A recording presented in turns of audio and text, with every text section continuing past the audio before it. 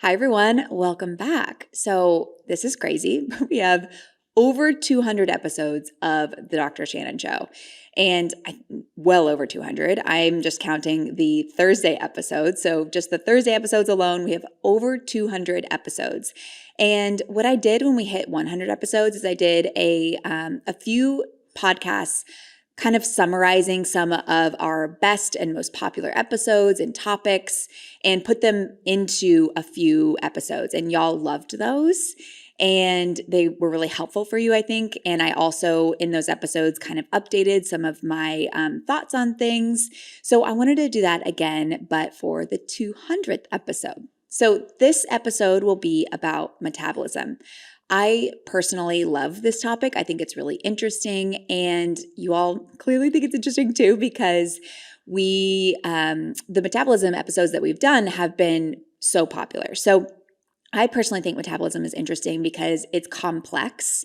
There's a lot to it, and we're always learning more. But I also wanted to choose this topic because as new research has emerged and our understanding and my understanding of this topic has evolved, I wanted to create an updated episode with some updated information.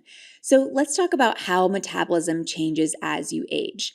Understanding this topic can help you make decisions to support your body as it ages and help you make the right decisions. So first, let's discuss how we burn calories. This is a topic I speak to often on this podcast. I think it's so relevant, and it will likely be information that you've heard if you're a listener. So I'll just kind of go over this really briefly before we get into how metabolism changes as you age in adulthood. The amount of calories that we burn throughout a day, is called total daily energy expenditure, TDEE. This is broken into several main categories. The first category is basal metabolic rate, BMR. This accounts for the largest portion of TDEE, typically 60 to 75%. BMR is energy expended to maintain kind of your basic physiological functions at rest. So think of the calories that you would burn if you were in a coma. So breathing, circulation, cell maintenance. And then we have the thermic effect of food. This component accounts for about 10% of your TDEE, a surprising amount, and represents the energy required for digestion, absorption, and metabolism of nutrients. Next, we have physical activity expenditure. This part is what will vary widely and what we'll have a good amount of control over. So physical activity expenditure can account for anywhere from like 15% all the way up to 30% of your TDEE. It includes all energy expended through physical activities ranging from structured exercise to just daily activities like walking or household chores. Within physical activity, we have NEAT, so non-exercise activity thermogenesis. NEAT includes all of the energy that you need for things that are not exercise. So eating, walking, fidgeting, typing, maintaining your posture. So that's activity energy expenditure. Basal metabolic rate, our BMR, does make up the majority of the calories that you burn throughout your day and is more or less stable kind of from day to day. Activity energy expenditure, whether it be NEAT or formal exercise, will vary significantly throughout the day. So understanding kind of the basics of your metabolic burn, let's dive into both physical activity expenditure and BMR a little bit deeper. So first, physical activity. We used to think that the more calories we burn from movement, the more we burn overall. But what we have learned in recent years is that calorie burn is constrained, not additive, meaning that after a certain amount of overall activity, we stop burning more and borrow from other energy expending processes like digestion, mental processing, and inflammation. In general, this plateau tends to happen around 800 active calories on average. 800 active calories sounds like a lot. That's really not that much activity. For me, burning about 800 active calories per day above my basal metabolic rate is like my 30-minute EVLO workout or 35-minute EVLO workout, a 30-minute walk, and then just the addition of my regular day-to-day activities, walking to and from my car, doing chores, doing dishes, whatever it might be. So although we think we have a lot of control over how many calories we burn, and we do to a certain extent, it may be less than we think. This is important to know because if fat loss is a goal of yours, or if even just maintenance is a goal of yours, it means nutrition will play a much bigger role than activity. Again, activity is important and we want to keep your activity energy expenditure high. But if you're going above and beyond and kind of wrecking your body in the pursuit of weight loss, you may not be doing yourself any favors or burning extra calories overall. If you want to learn more about this, there's a book called Burn by Herman Poncer that's a great read. So if you want to read more about the constrained energy expenditure, he was the one that kind of pioneered a lot of that research. So check out the book Burn. Okay, that's activity energy expenditure. What about BMR? How does BMR, or your resting kind of metabolic rate, how does that change as we age? And do we have the power to improve it? Contrary to popular belief, how we burn calories or our metabolism doesn't really change from the age of about 20 to 60.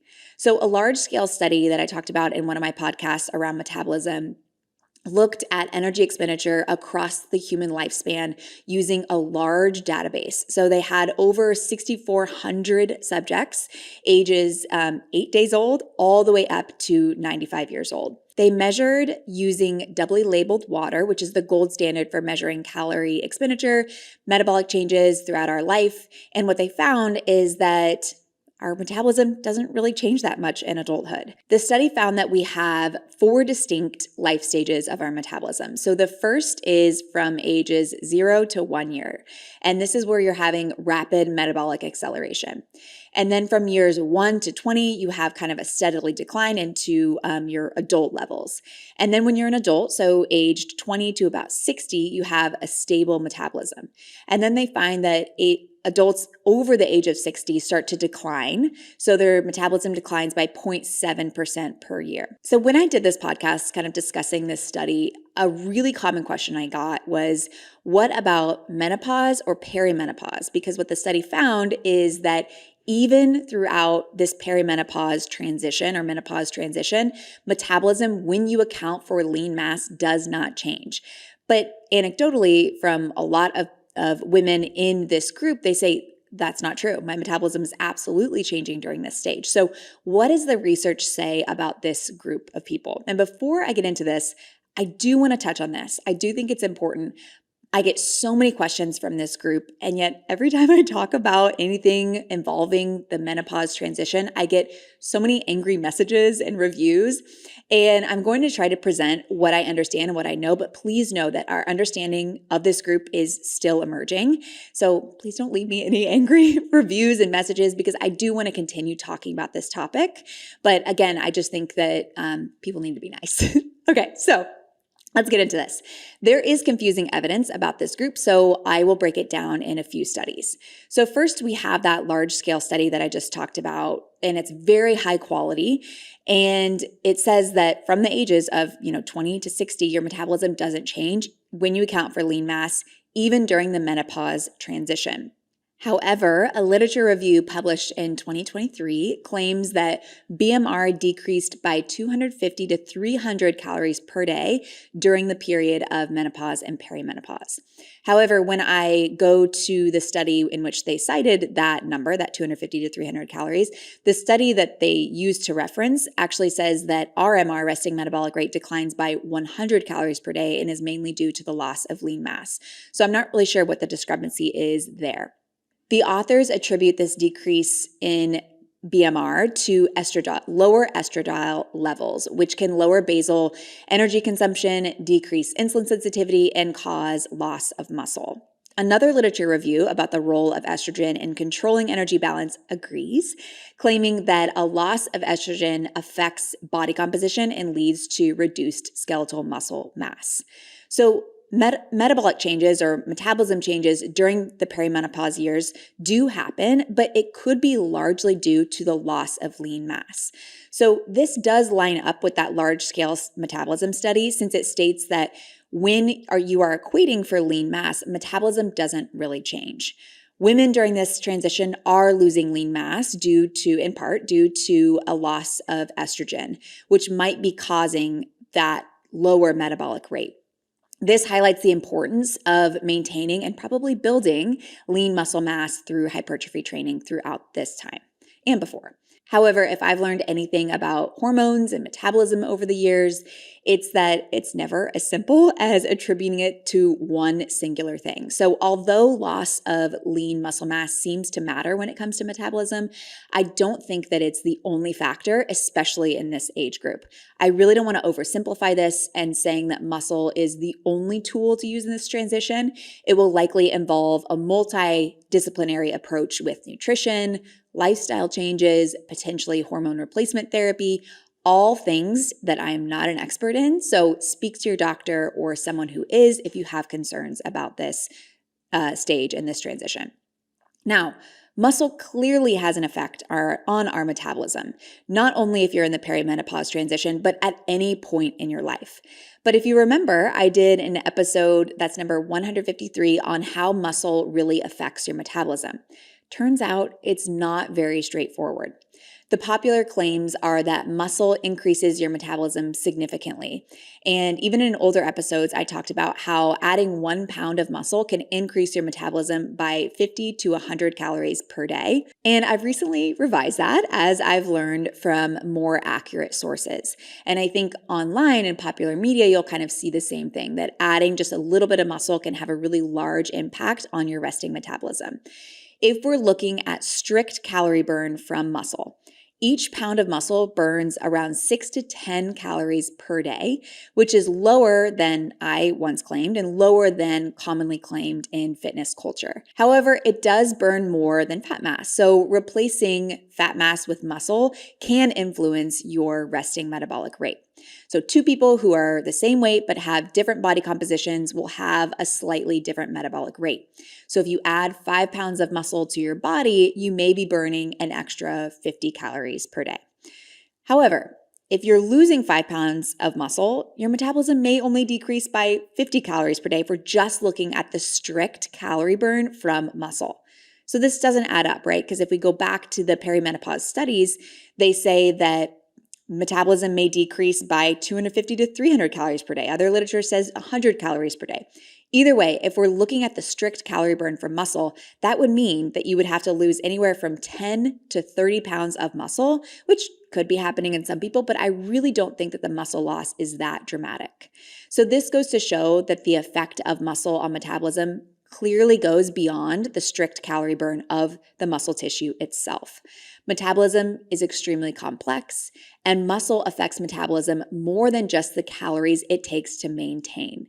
So perhaps the downstream effects of muscle, like improving glucose storage capacity, improving insulin sensitivity, stabilizing energy levels, all of those things have a large effect on our overall metabolism and energy expenditure.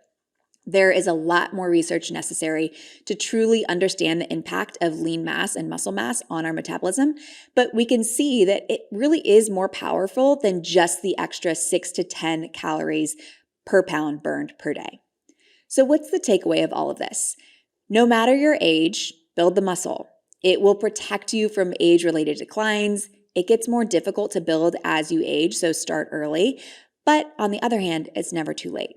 If you want to build muscle, I did a really comprehensive podcast episode recently called How to Build 5 Pounds of Muscle in 2025. That's episode number 197. I often get questions from the perimenopause group about my opinion of Stacy Sims' work, and know that I have seen and consumed all of her content and research. I've addressed my tips based on everything I know and understand, including some of her research about building muscle for the perimenopause group in that episode. So if you have questions, if you're in that group and you want to know, how do I train? How do I build muscle if I am in the perimenopause transition? I do address that in episode number 197.